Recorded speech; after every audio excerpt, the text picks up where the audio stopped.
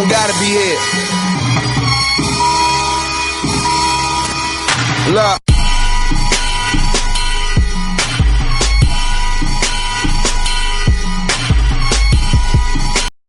To the Jewels and Tools podcast. I am Coach Kel, and I'm here with another session for you guys today.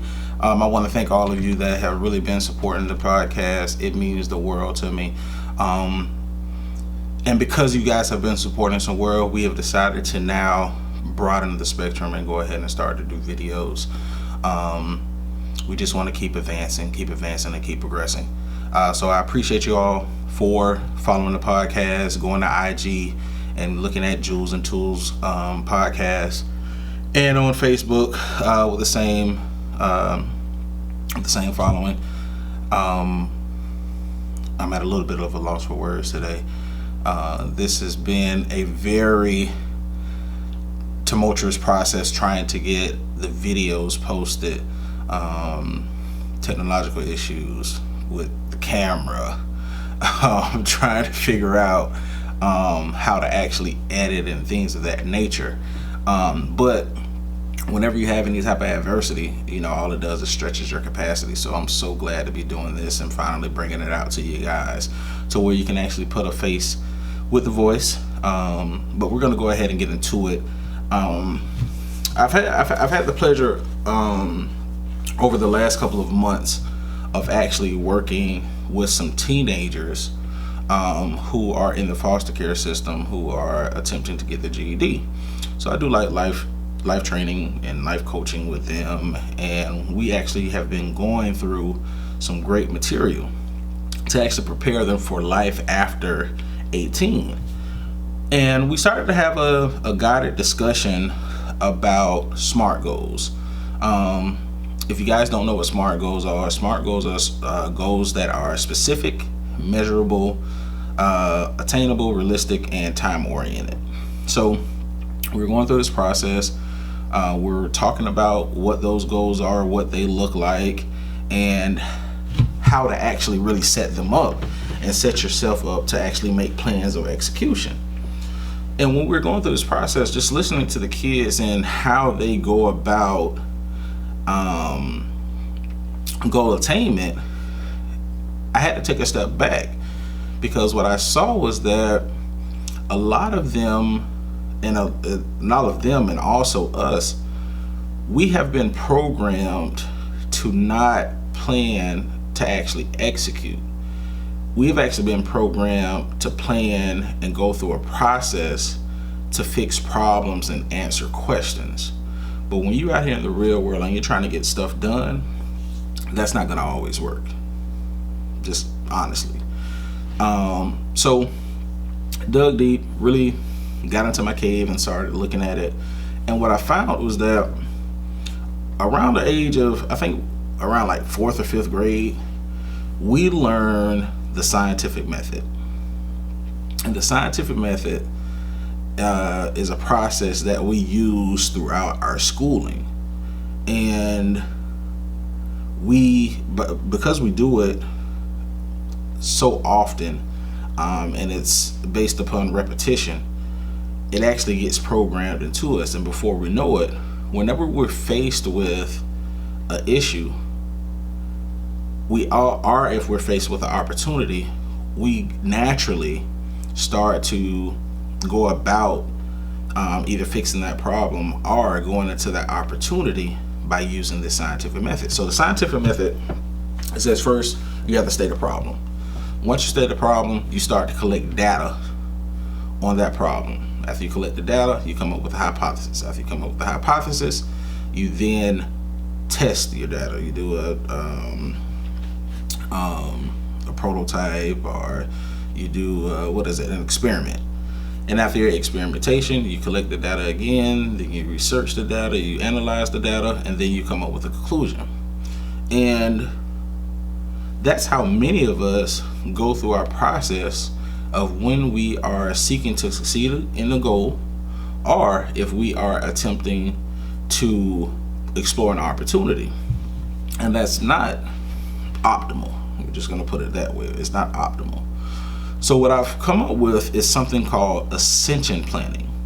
And basically Ascension planning and Ascension training is relearning the process of planning so that you can actually execute instead of going through this long drawn out method of trying to fix an issue.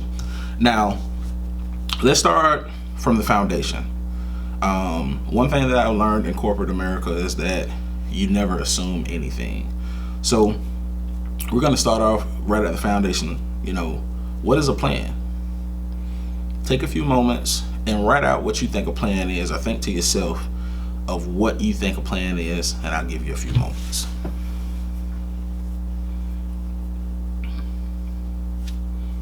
All right, so everybody pretty much think they know what a plan is. So know what a plan is, but what is planning? What is the process of actual planning? Think about that to yourself or write it down in your journal.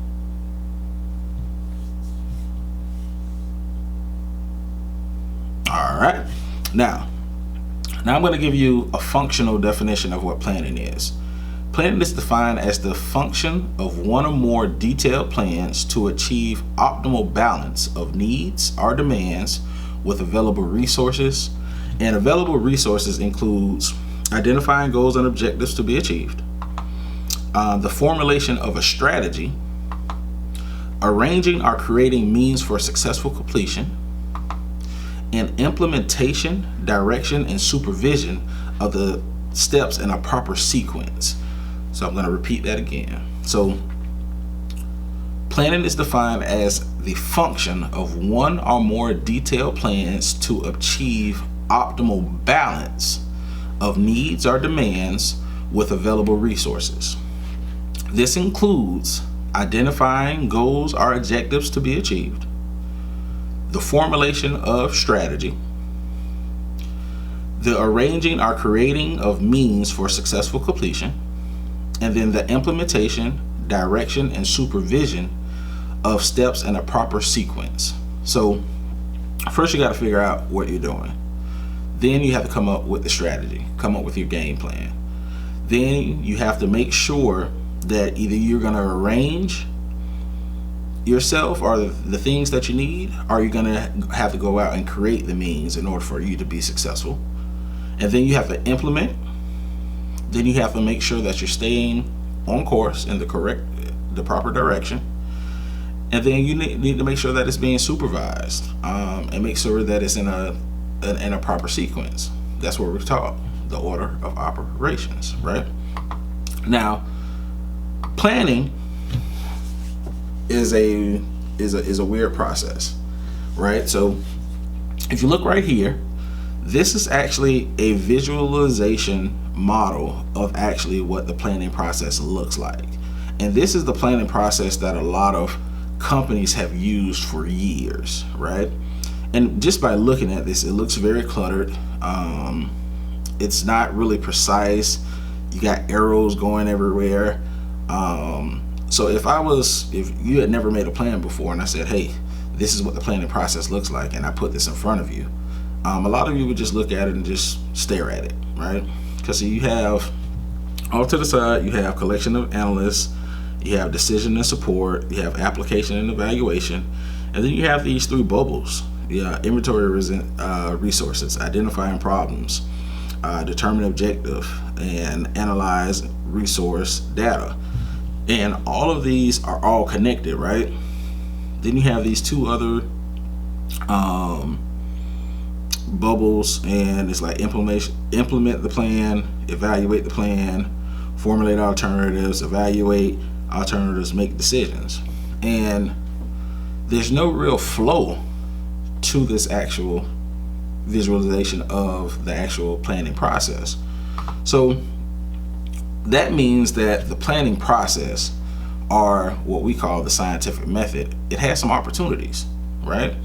And one of the opportunities that it has, when you have to identify available resources, this can actually lead to you putting your plans off until certain means have been met.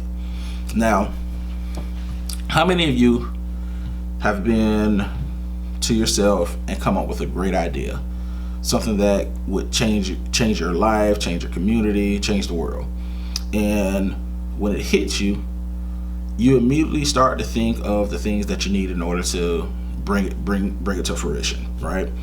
And a lot of times when we start to look at the resources side, one of the biggest things that keeps a lot of people from actually living out their dreams are bringing these ideas into realization is resources.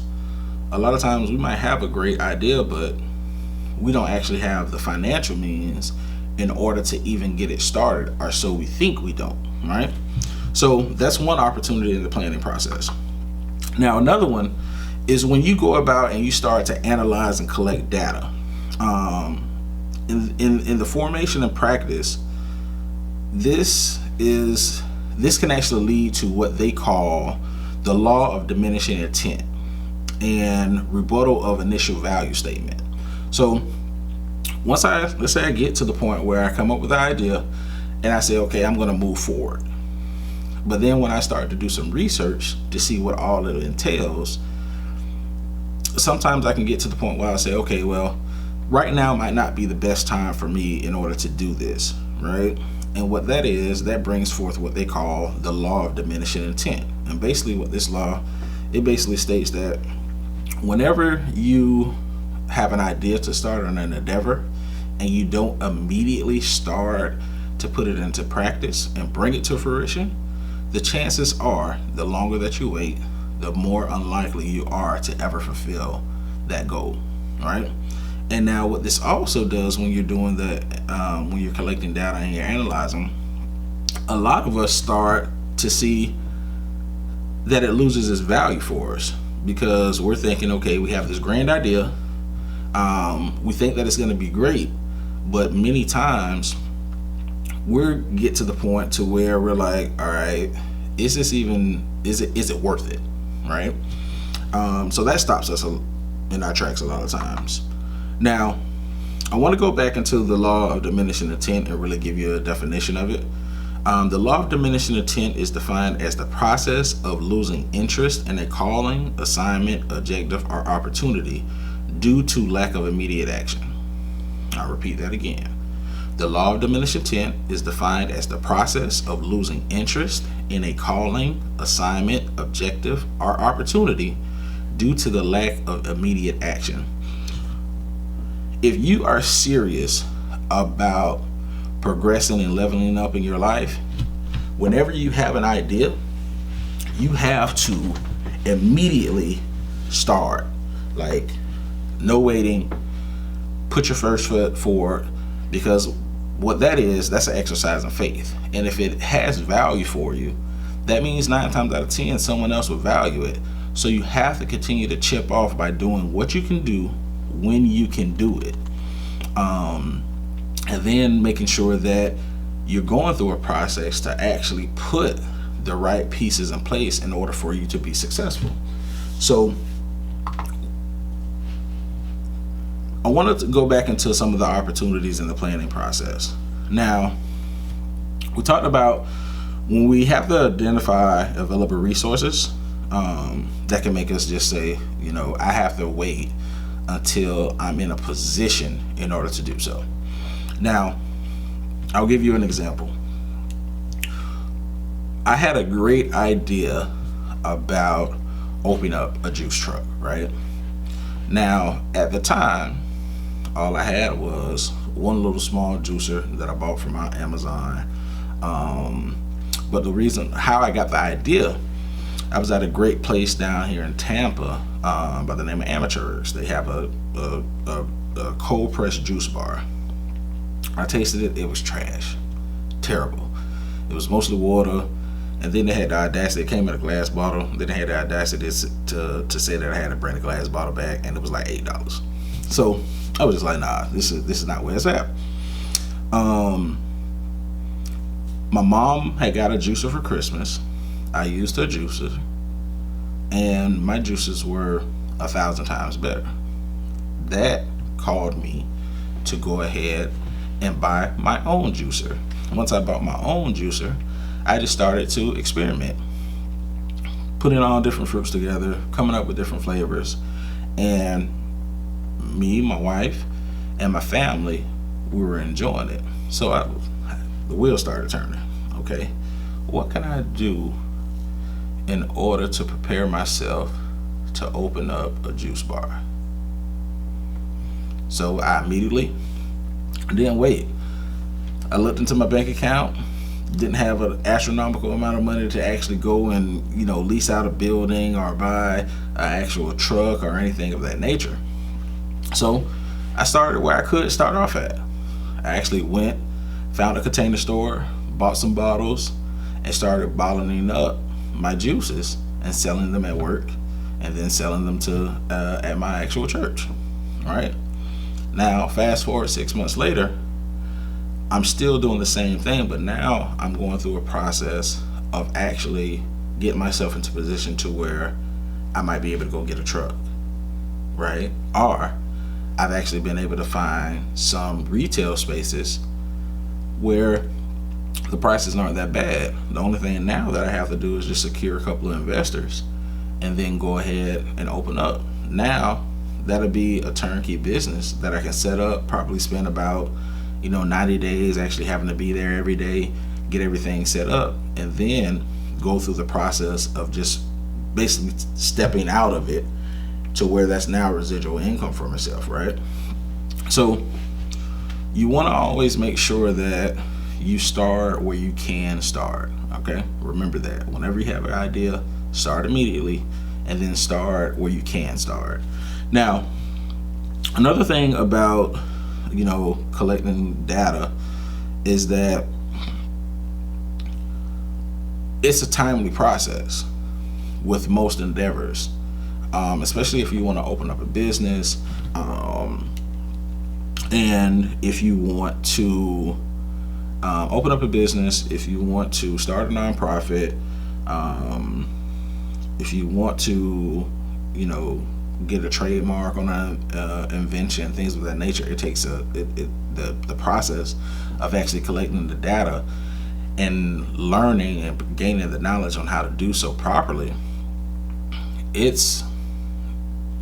Trust me, I've done it for a long time. It's a long, drawn out process, right? So what you want to do, instead of analyzing data, you can always go in, get an idea, see what it is. But once you get to the point to where your data collection is starting to defeat you, that doesn't mean that you stop. What that means is you start to look at your network. Start to look at your network. Start to look to see if there's anyone that's in your circles that you can reach out to who might have the knowledge that you need in order to bring your dreams to fruition. And if you don't, make it your business. Once again, if you don't, make it your business to find someone who does. It's that simple. Bringing your dreams and living out your purpose is that simple. If you don't know how to do it, find someone who does. You gotta have a circle of counselors. You got to. Now, one of my biggest gripes with what we see as the planning process and what we have learned with the scientific method of solving problems is that it's linear, right? It's step 1, step 2, step 3, step 4, and step 5, and step 6, right? Now, steps are great. In certain things in your life, you do need to have steps because you need to have order, right? But now, which is greater, order or opportunity? Ask yourself that question. Which is greater? Which is gonna bring me more success, order or opportunity? All right. Now, we've been programmed to place order, then opportunity, where it should be the opposite. We should flip it, flip-flop, right? It should be opportunity, and then once you go and endeavor the opportunity, you then start to place in order the things that you need in order to be successful, right? Now, the reason why the order of operations has always been a gripe of mine is because it's all about what you can do when you can do it in order to be successful. The individuals that know this are the individuals that are winning right now, right? A lot of times what we would do when we're going through our planning process, we'll have these steps: step 1, step 2, step 3, step 4, step 5, all the way to a billion if you must. But there's going to be time where people, just like myself, because I've done this, I might have, it's a Friday, and I might have an opportunity to complete step 5. But because I haven't completed steps 2, 3, and 4, I wait. Instead of seizing that moment, I wait until I get 2, 3, and 4 done.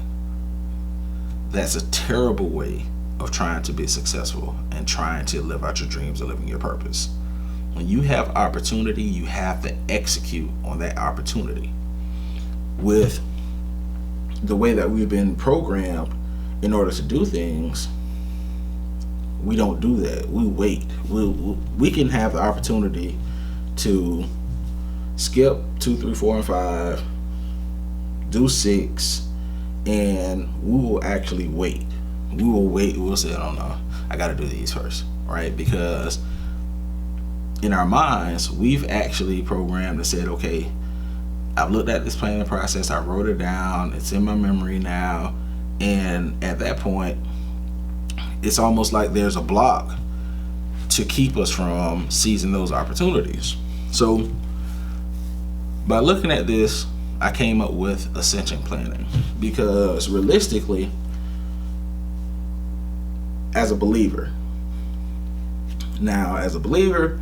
I had to understand that my purpose, my destiny, my whole reason for being created is not to move linear forward. I'm not supposed to be moving forward, right?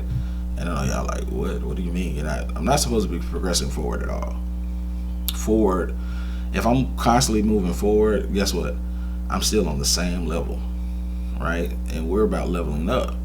And as a believer, our whole thing is, we want to go where? We want to go to heaven, right? So I started to look at that, and I said, all right, we've been looking at this progression thing the wrong way. We should not be concerned about progressing forward, but we should be concerned about our real design and ascending. Ascending is going up, right? Going up, going up, going up. So I really started to look at this in the natural, and I came up with something that I've done with my students to really sell to them and get their buy-in on reformulating and reprogramming their thinking. So what I do, I get 3 tables, right? Take a table, stand it up upright, and in front of each table, I put a chair. Then, behind the first chair, I have a ladder. Behind the first chair, I take 2 students, and I tell them, I assign one to the ladder and I assign one to the chairs, and they let us know what their goals are, and we basically go through almost like a trivia about their goals.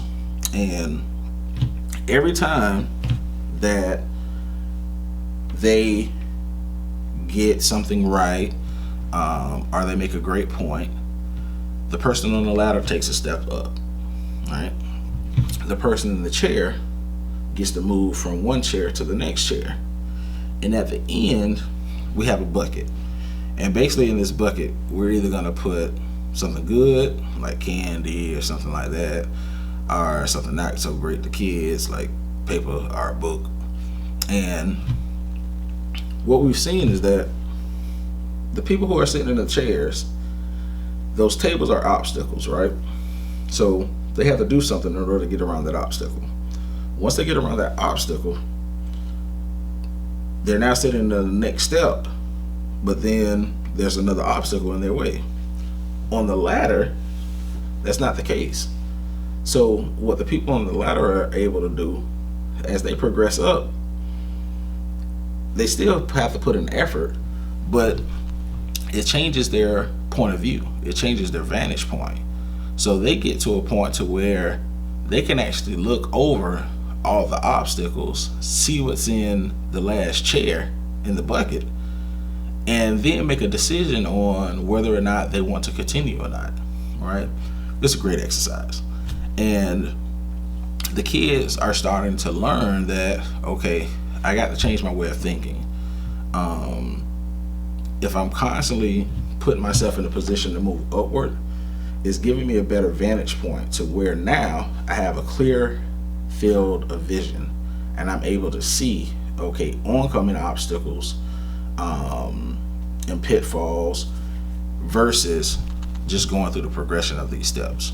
So once we started to do that, I started to say, okay, let's go ahead and formulate an actual plan for Ascension in order to help you get to your goals quicker, or something that we all need to learn, or find to the point to where we can fail fast. A lot of us spend a lot of time trying to complete endeavors when all we really needed to do, if we put ourselves in the right position, we can see that it really doesn't have the value in which we thought, and we can cut it off right then. Right? That saves a lot of time, which makes us more effective and more efficient. Because if it's something that we can fail fast on, we can either improve on that model or make the decision to go ahead to the next thing, right? And now we're being more effective and more efficient. So what I actually came up with is this here. So I want to give you a foundational definition of the Ascension process, our Ascension planning. Ascension planning is the method of planning that follows the intended models for believers of aligning processes in an upward movement, which allows individuals and groups the freedom to work and rework the planning process without wasting time, our resources, our halting development, and progression due to scarcity. I'm going to say that again, fumbled a little bit. Now, once again, Ascension planning is the method of planning that follows the intended model for believers of aligning processes in an upward movement, which allows individuals and groups the freedom to work and rework the planning process without wasting time and resources or halting development or progression due to scarcity. So, a couple of things there. One, with this process, it allows you within your own plan, within your own process, you have the ability to work and rework. The great thing about work and rework is that, like I said earlier, if it has value to you, always work it. Always work it until you get your value out of it that you see, right? Two, it doesn't think about scarcity, right? It's not based upon what you have currently. It's a model to where, as long as you continue to be active, you have the ability to get everything that you want out of the process. And the big thing, it doesn't halt development. It doesn't halt development because you're always in a system of action, right? If you have a goal and it's going to take you have to do 100 things to reach that goal, you can't afford to complete one goal and then take 30 days off. So with the Ascension planning, once your plan is written out, you have accountability partners, and then what they do, they make sure that you are actively engaging in those plans consistently. Check-ins. Hey, it's Wednesday. Hey, Bull, what you got going on? I understand that you got another food truck coming. How's it going? I know you got a new house. Those are the things that why you have accountability partners in this process. Now, so I want to show you what this actually looks like. So there's some things that you're going to need in order to be truly successful with this Ascension planning model. So if you look here, the first thing that you have to understand, you first have to understand not only the purpose of the attainment of this goal, you also have to make sure that it's aligned with your core purpose. You want to understand that in order for something to really have value for you in your life, it has to be attached to who you think you are, who you want to be, and how you want to be it. So that's the first thing that you want to always make sure that you're operating to. Because if you have a goal that you want to attain and you know that it's a part of you and it's a part of the future you that you see inside of your head, it immediately has value. Okay, so always write out not only the purpose of the goal, but also how it connects with your core purpose. All right. 2, the desire. Why is it desirable for you? Why do you want to open a juice bar? Right? For me, my goal, juice bar, 3 reasons. 1, I just think I can make damn good juice. And I want the world to know I can make damn good juice. 2, I want to use this as an opportunity, as a meeting place for young adults in order to come, fellowship, and network in order to build their own brands, right? And then number 3 is the financial equivalent for it. I want to make money off of it. And making money is fine for it to be a desire. You just can't have it to be the only desire that you have in order to go into something, all right? And then this one is so big, thinking, right? In your planning process, you have to make sure that you are cultivating a garden in your mind about your goal that is lush and fruitful and not full of weeds and sticker berries and all of that, right? Your thinking is so important when you're trying to go through an endeavor of achieving a goal. If I'm trying to achieve something and the only thing I'm thinking about is, oh man, this is too much work, man, it's taking too long, what's going to build is frustration, and eventually I'm going to stop, right? That's one thing. Another thing is that when I think of an idea that is awesome and I see that it has value, my next thought should not be, oh, I can't do it because of, oh, I can't do this because I don't have money. Oh, I can't do this because I don't have this or I don't have that. You want to cut that down at the root, right? You have to be able to control your thinking. If you go through the process of coming up with ideas, which most of us do, and usually when we come up with the idea, the next thought is something negative, you're going to have to train yourself in order to, it's called auto-suggestion. You're going to have to auto-suggest to yourself that it's worth your while. How do you do this? If I think about an idea, then the next thing is that it's something negative or something that's limiting to me bringing that idea to fruition. Force yourself to sit in that same spot where you thought of that negative thought and force yourself to think positively for 15 minutes about that goal, right? And then every time while you're going through the process, every time a negative thought comes in, you follow the same trait. By the end of the process, you're not going to be thinking anything negative. It's always going to be positive. Butterflies and rainbows around here. When it comes to when you are going through your process of goal attainment, butterflies and rainbows. Butterflies and rainbows all day. All right. Now, once you get your purpose, your desire, and your thinking all on the same level, your eyes are going to open up. The idea is great, right? The idea is great.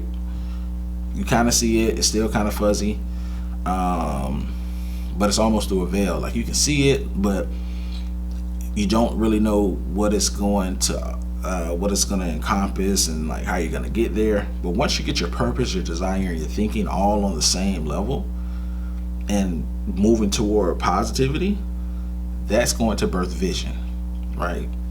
Once you get the vision, that's when you really can start writing out exactly what you see, exactly what you want, exactly how you want to go about doing it, exactly what you need, exactly who you need in order to be successful. But you have to, before vision can be birthed, you have to have purpose, you have to have desire, and you have to make sure that your thinking is in order. All right. Now, once you go through the vision process, like I stated, that's when you really get busy and start really writing out the detail and the specifics of the actual plan, of your model. See, this is a great thing about this. It's a planning. It's a skeleton system, but it's your model. You build it out the way that you want to build it out.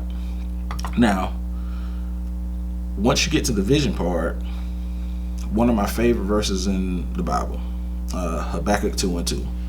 And the Lord answered me and said, write the vision, make it plain upon tables, that he may run that readeth it. Right? Translated, write the vision, make it plain, and then have action. Be progressive when you read it. So, once you start writing down this vision, you should be reading this vision at least twice a day. Yes, at least twice a day. As you can see right here, I have goals, I have my to-do list, I have my 30 days, I have my year, I have the projects that I'm working on, I have the amount of money that I'm going to make within a certain time frame. I have these posted in a place in my home to where I have to read these, right?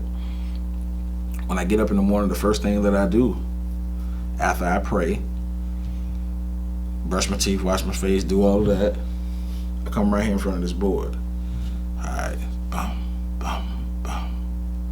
I've been doing this for almost 30 days now.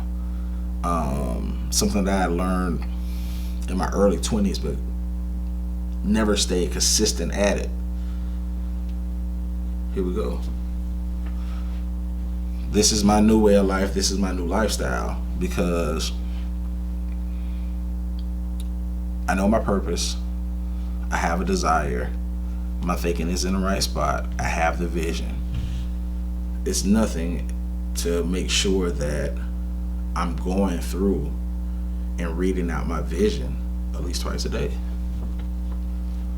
It will order your steps so much just by doing that. Totally order your steps just by making sure that twice a day you're reading what you wrote down. You're reading out loud what you want for yourself, what your vision is that you see for yourself. And once again, that's Habakkuk 2:2. Highlight that. Highlight that, post it somewhere. Universal law. Now, with vision, there's 4 C's to vision. All right. So with vision, you want to make sure that your vision has these 4 things. 1, you want to make sure that it's clear. Okay. And clear is defined as well thought out, free of obstructions, easy to understand, perceive, and interpret. Right? Because a part of, being successful is at some point you're going to have to articulate your vision to other individuals, whether it be your accountability partner, whether it be family members, whether it be friends, whether it be investors, whether it be the bank. You're going to have to be able to clearly and concisely go ahead and speak out your vision, right? How can you do that? Once you write it out, you're reading it twice a day. You're going to take it to memory, right? But at the same time, all right, I need to change this. I think this is better, right? Clear, right? Repetition is going to make it more clear for you. All right. Now, we want to make sure it's concise. Concise is defined as brief but comprehensive. All right. So almost like a vision statement or a mission statement. You know, a mission statement is supposed to be set up to be no more than 3 sentences, right? You want to make sure that the vision that you can, every vision should have a mission statement behind it. Bum, bum, bum. For me, for my nonprofit, our vision, our mission statement, my vision / mission statement is to build better homes, families, communities through providing resources to young adults and families in order to get them to the next level of their comprehension. That's one of the mission statements. Now, also with this, you want to make sure that it's concrete, right? You want to make sure that it's solid and ready to take on adversity, right? You got to be strong. It got to be hard. Like, it got to be able to take a punch, because whenever you start to ascend, there's some things that come along with ascension, right? If you ever flew, there's going to be a point in almost every flight you're going to hit some turbulence, right? You're going to hit some turbulence. So you want to make sure that it's concrete, all right? And now, the last C for your vision, you want to make sure that it's compelling. You want to make sure that when you talk about it, people feel your vision. It's almost like, I use Nas for example. Right? I love rap. I love all music. But one of the things that makes Nas a great rapper, or lyricist, or whatever y'all call it, is because with certain things that he raps, it's so compelling that even if your eyes are open, a movie is playing in your head. That's what compelling is. You want to make sure that when you are telling people this clear, concise, and concrete vision that you have, and you're talking to them from a place of pure emotion, that it paints a picture for them even while they have their eyes open. That's what compelling is. Compelling will allow for people to become emotionally attached to your vision, to what you want. And that's needed for success. Point blank, period. All right. Now, we have our purpose. We understand our passion. We have our thinking. Those are aligned. We now have our vision. It's clear, it's concise, it's concrete, and it's compelling. Now what we want to do? Now, praise. It's praise time, right? And praise, even though I'm a believer, praise isn't always, oh, thank you, God, Jesus. Praise is actually being in a consistent state of gratitude, right? And it's not just gratitude to God or, your creator, whoever you choose to believe in. It's not just the gratitude to God, but it's also gratitude to everything around you, right? Because once you start to live out your vision, you have to understand that you're doing more and you've been given more than most people have the opportunity to do. Everybody has the opportunity to live out something, but to live out a vision, it's one of the sweetest places that you will ever feel in your life.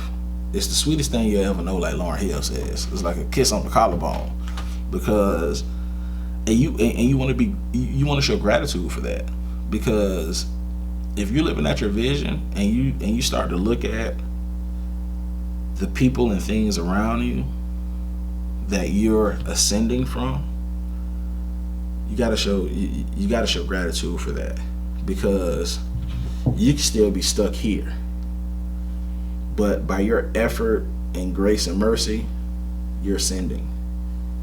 You're moving higher. Your vantage point is changing. You're seeing more.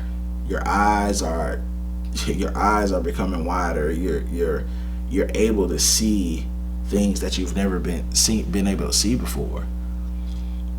Gratitude. That's gratitude to God. That's gratitude, friends, family. Gratitude to your enemy, haters. Gratitude. Because what gratitude is going to bring on, gratitude is going to bring on joy. Now, one of my mentors, before he became my mentor, Dr. James Fazell, a great man of God. I hope that one day I can be somewhat like him. He was teaching one of my classes, and in this class he said something that made me seek him out to be a mentor. I'm Mr. Know-It-All. I think I know everything. And when I'm given new information, it's attractive to me.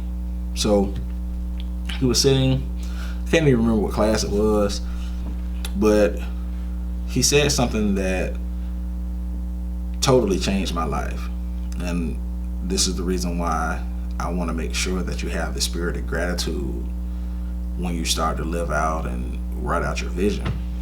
He said that when you get into the attitude of praise, you become pregnant. And like, he had a whole breakdown. Like, he had the Greek word for praise that's actually in the Bible and what it means. And what it means is actually to get pregnant. When you're in a place of gratitude, you open yourself up to receive more, to become pregnant. You become pregnant with more ideas. And that praise is essential, and that spirit of gratitude is essential when you start to live out your vision, because if you're opening yourself up to the positive energies, that's going to allow you to see obstacles and roadblocks before they even become a problem. Right? And so since you're already opening you have the spirit of gratitude about yourself, when you start to see these obstacles, it's not going to be like most of the time when you see obstacles, it's not going to be a frustration matter, because you're already open. You're shining, you're bubbling, right? So one of the hardest things to do is to fix a problem when you're frustrated. Right? But now if you're in a place where I'm not frustrated, I'm open, I'm happy. Oh, I see this coming. Oh, let me just duck. Let me just move this. It's easier that way. So praise is important. Praise is important because you need to be showing gratitude. And then by going through that process, you're going to become pregnant with more information on how to be more effective and more efficient. All right? Now, after you praise, now you want to make sure that you prepare, right? You got your purpose, you got your passion, you got your thinking all in order, your vision, you see it, you're happy about it, you're showing gratitude about it. Now it's time for me to dig deep and start preparing. I got to start, okay, let me do this, let me do that. Let me make sure I cut out this amount of time for my day. Going forward, I need to make sure that I owe myself an hour a day to work on this goal. No matter what I have going on, I have to spend at least an hour in order to get this done. And it's just a straight focused hour. But I need to make sure that I put my ducks in a row. Now, once you start to prepare, the next thing is practice. Practice? We talking about practice? Yes, we are talking about practice. Once you start to prepare, now it's time to practice. You got to start to put that thing in motion, right? Do a little bit. Get a little bit done. Because the thing about practice, when you're going through the planning, the Ascension process, is that practice is not the same thing as preparation. Preparation is getting things in line and, you know, meeting those opportunities. Practice is actually, if you ever played sports, right? Practice is me doing or having things modeled for me what I'm going to do in real time in the future doing a competitive session. So while I'm practicing, I might shoot. One thing that I hate to do, I hate one thing I hate in basketball, suicides. Hated that part of practice. Stay making us do suicides, right? But then I got an appreciation for suicides when I was able to run back and forth down the court without being winded, right? The practice was suicide, but those suicides was getting me ready to actually act and do what I was doing inside of the game. Now, also in practice, so practice prepares you, but then also what practice does, practice allows you to get a feel for what's going to happen in that competitive session. So if I'm preparing, I also need to set a time aside for me to actually do exactly what I plan on and see myself doing in the future, right? This is one of the reasons why I'm doing this now. I am going to be a motivational speaker, I believe, or a training and development coach. So in order for me to do that, this is my practice. This is the reason why I do the podcast, is because I needed to make sure that I'm placing myself in a situation to where I'm able to vocalize these great ideas that I have in my head, and then also get feedback from individuals like yourself for me to make it better. This is my practice. This is not my game. Podcasting is not my game. Podcasting is my practice, right? Starting to make sense to you? So whatever your goal is, you need to find something to where you can practice it, because what practice makes perfect. Get into the repetition of it. So when you get into the game, it's easy. It's motion. It's effortless. It's muscle memory, right? Now, just a few things. I'm going to explain to you why praise is a part of the planning process. Praise opens the connection between you and God. Praise can open up doors of opportunity. Praise can defeat enemies.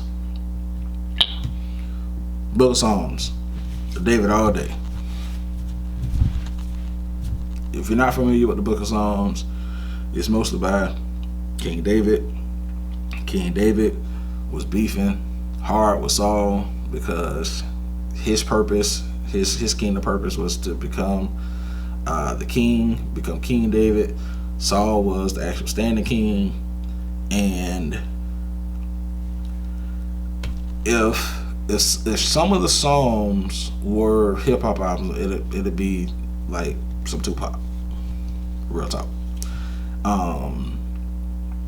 because of some of the things that David was saying. But at the same time, he stayed in the attitude of praise and gratitude. He would thank God.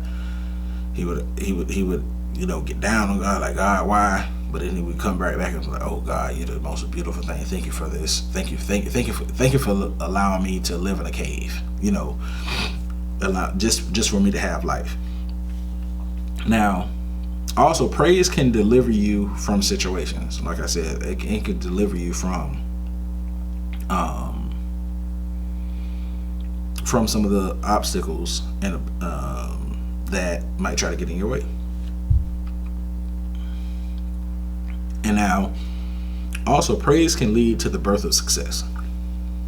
Because like I stated, when you are in the spirit of gratitude, you're opening yourself up to positive energy. Your mind is in a positive spot. Guess what? You're going to start attracting. The law of attraction comes into play. Thank you. Like you're constantly saying thank you, right? People are going to start coming to you and telling you thank you and giving you what you need. Now, the reason why preparation is essential. Preparation is a virtue of the wise. Anybody who is planning to execute, they make sure they put their ducks in a row. The military, they prepare for everything that they do in order to be good at what they do. Preparation is essential. There's certain things that you just can't go in and just jump into. Not gonna happen. Now preparation, it also allows for individuals and groups to recognize the pain points and areas of opportunity. So if I'm preparing and I'm getting things together and I'm saying, you know what, there's a lack. You know, I'm preparing to start to do motivational speaking.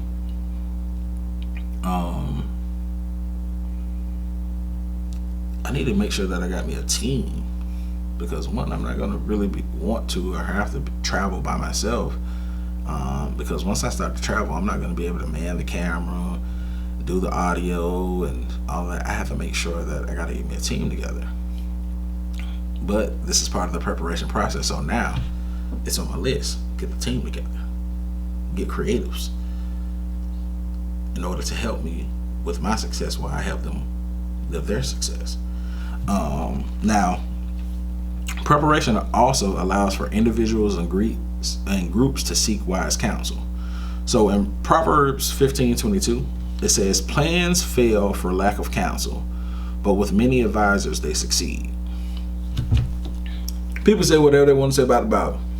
People say whatever they want to say about God, right? But what I'm telling you right now, it's game in that book. The universal laws are in that book.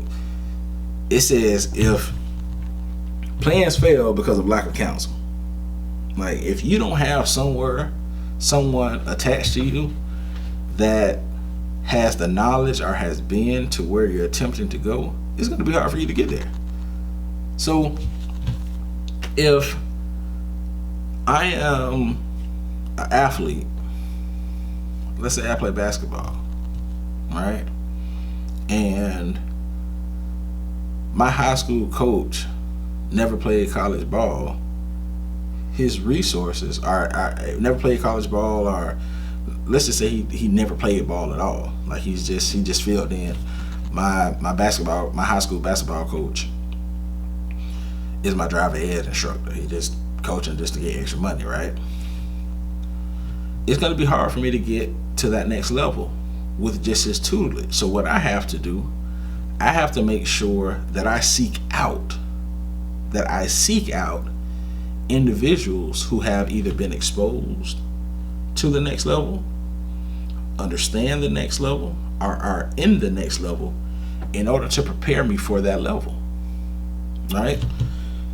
One of the big things that I'm going through in this season of my life is learning how to be a good husband, right? And my cousin got on me the other day.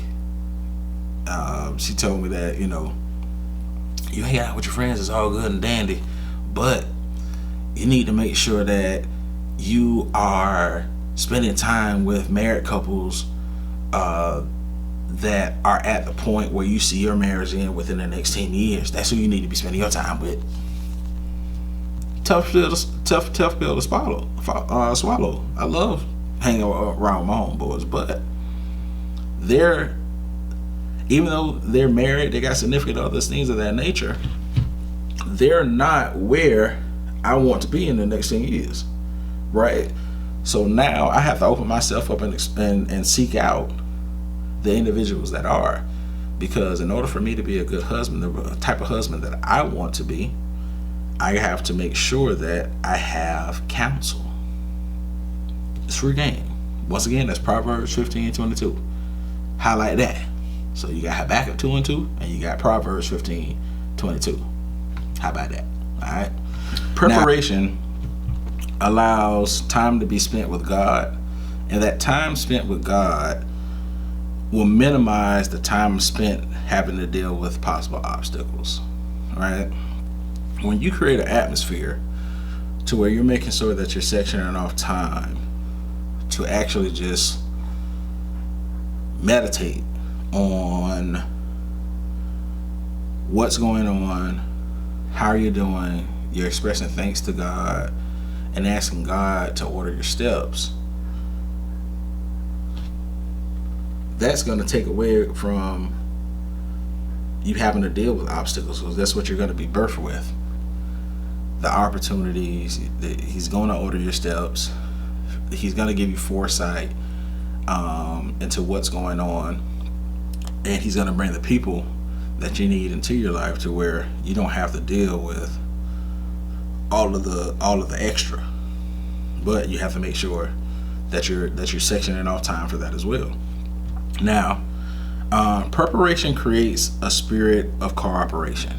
All right, so in Proverbs 20:18, it says, "Make plans by seeking advice. If you wage war, obtain guidance." Right? So you make plans, you seek advice, all right? But when you're in these trenches, you got to make sure that you have guidance. So I love like Robin Hood movies and like those medieval time movies where they have the kings, right? And every king, and I hate to say it, Game of Thrones really kind of let me down, so I even hate to have to use this as a reference. But for every king that was in that series, they had the hand. Well, most of them had the hand, but all of them had advisors.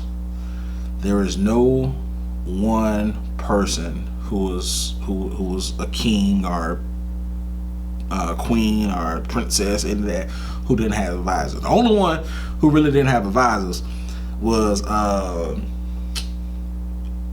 can't think of my boy name, the wildling with the red hair.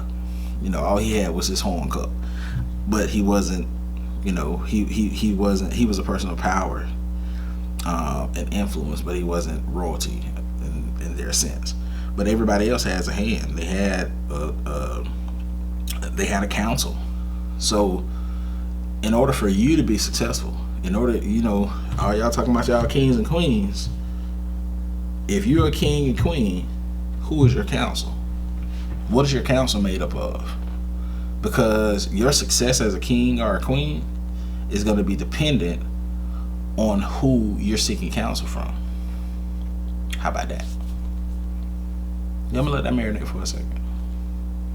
If you're calling yourself a king or a queen, who is your counsel? Who do you have around you? And I'm talking to myself right now too. All right. Now, practice. Yes, we talking about practice. Practice is defined as the actual application or use of an idea, belief, or method, right? So when I'm practicing, I'm applying my ideas. I'm applying my beliefs. I'm applying the methods that I think I'll be able to do in order to meet my goal. Now, practice allows for the recognition of the processes needed to be successful.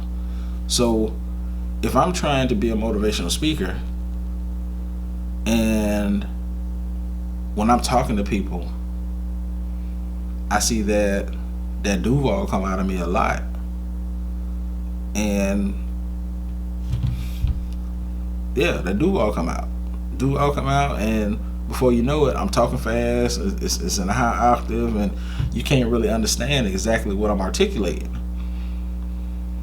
So now I need to go through a process of when I get excited and how to actually articulate my words, and make sure that I'm making eye contacts and I'm not moving as much. I'm not always talking with my hands. I wouldn't know these things if I wasn't putting what I want to do into practice.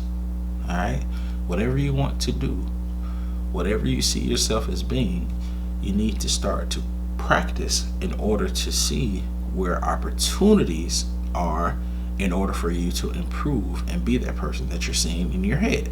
All right, now the purpose of practice is to mandate commitment to action. I'm gonna say that again. The purpose of practice is to mandate commitment to action.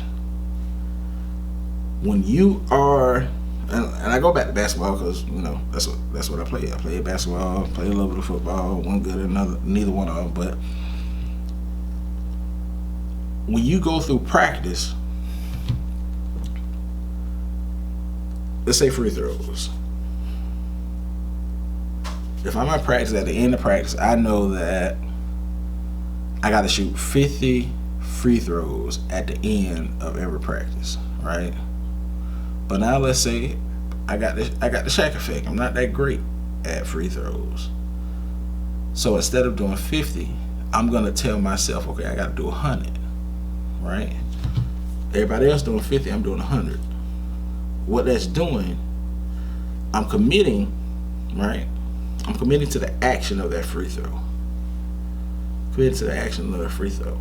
And while I'm doing it, I'm starting to say, hey, I might find a little rhythm that make it a little bit better. Oh, okay. Oh, if I keep it there, okay, there it. Oh, 1, 2. Okay, now I got a rhythm, right? Now that commitment of that action, it actually transfers over into what? The game. But in order for me to learn that action, I first have to mandate the commitment to doing it. Proverbs 16:3 says, commit to the Lord whatever you do, and your plans will succeed. I'm going to say that again. Proverbs 16:3. Commit to the Lord whatever you do, and your plans will succeed. Commitment of action and the spirit of gratitude. Success. It's not hard. We make it harder than what it is. Right?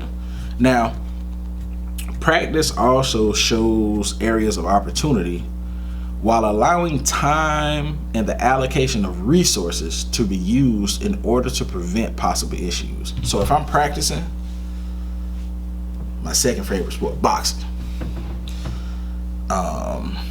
Maverick Carter, LeBron, and another guy just did a great documentary on Muhammad Ali. What's my name? Muhammad Ali is probably, he's in my top 5 of greatest people of all time. I love his movies, love his documentaries, and this is the most complete documentary that I've seen. A lot of footage that I've never seen before is awesome, right? Now, in one of his fights, leading up to one of his fights, he had a sparring partner. Whenever you box, you have a sparring partner. You are sparring partners, right? He boxing. Probably about 2 or 3 weeks before the actual match, he gets hit. His sparring partner holds off, hit him in the rib. Bam! Breaks his rib. Now, there's only 3 weeks out from the fight. He's been training one way, but now he can't. He didn't want to. He could have, but he didn't want to call the fight. Now, he had been practicing on what he needed to do in order to defeat this individual. Right now, an obstacle pops up, but he still has time in order to prepare himself to make little adjustments so he can still obtain his goal, right? A broken rib didn't stop him from doing what he said he wanted to do. It didn't stop him, right? How many of y'all got that dedication to where even if your rib get broke, you still gonna keep fighting?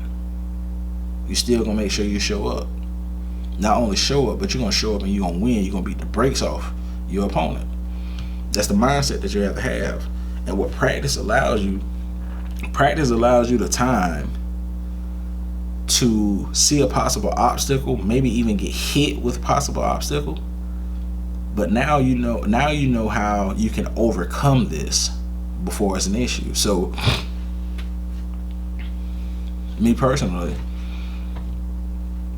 one of the other reasons why I'm doing podcasting and just trying to stay in front of our audience and constantly speaking is that I have a problem with saying or oh, and those filler words. And I know that before I can reach to where I want to reach, I need to make sure that it's been worked out of me, right? And that's what practice is about. Practice is about working out the kinks, getting rid of the things that you don't need in order to be successful. A lot of people skip over the practice portion. You gotta practice. All right? So, got praise, we got preparation, we understand practice, and now we have obstacles and adversities. And that's what we're going to talk about next time. So if you would, please make sure that you go to Instagram at Jewels and Tools Podcast. That's JEWELS and Tools, TOOLS Podcast at IG. You can also search us on Facebook. We are on everything. We're on YouTube now. For the YouTube, you can just go to just do a search for Coach Kale. My channel will pop up and we'll have those housed there. We are also on Spotify, Jewels and Tools Podcast. We're on Anchor, Jewels and Tools Podcast. We're also on iTunes, my favorite. So make sure that you're subscribing to all of those. Your support is greatly appreciated. We're going to continue with this series. So, we're going to finish the Ascension planning. And then next time we're going to talk about obstacles and adversities. Can't wait to see you. Thank you so much for tuning in. I got a challenge.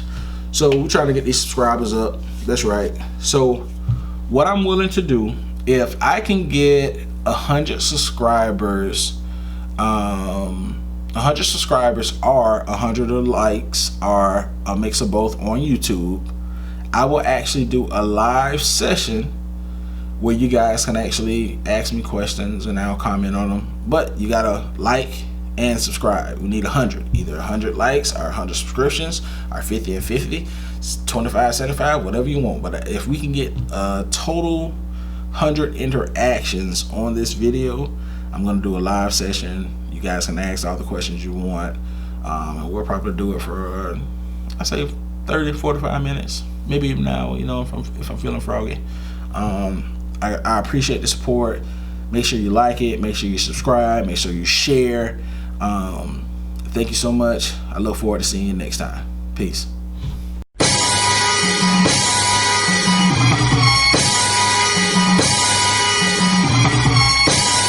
I don't gotta be it.